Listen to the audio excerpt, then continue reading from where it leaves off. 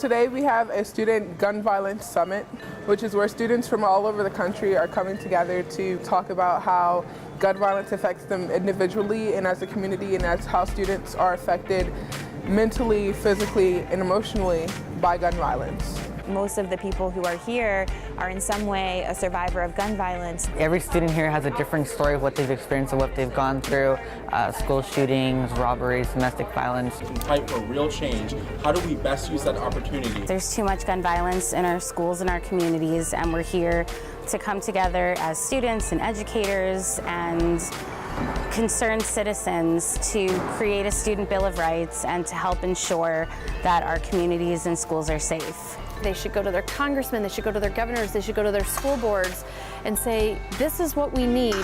Can you sign on to this for us? Can you give us what we're asking for in this Bill of Rights? We need to make this an issue in voting on November 6th. Your safety, our school safety. We can't do this without our elected officials standing up for us and listening to us. And if they don't do that, then I guess we're just going to have to vote them out and elect ourselves. They brought in the diversity of ideas, the diversity of the people who were here. It was a perfect mix and I loved it.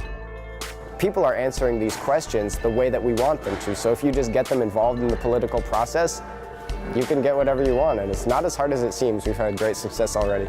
You need to have the mindset of social change, and it's time for the school systems and the government to catch up to that. We're ready for that change, and the union, they've realized it, and that's why it's so important for them to be here.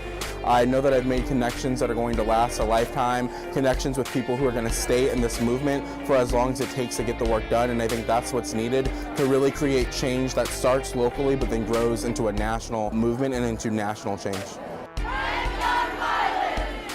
We're on our way to changing Washington, changing policies, and changing what school safety and community safety looks like.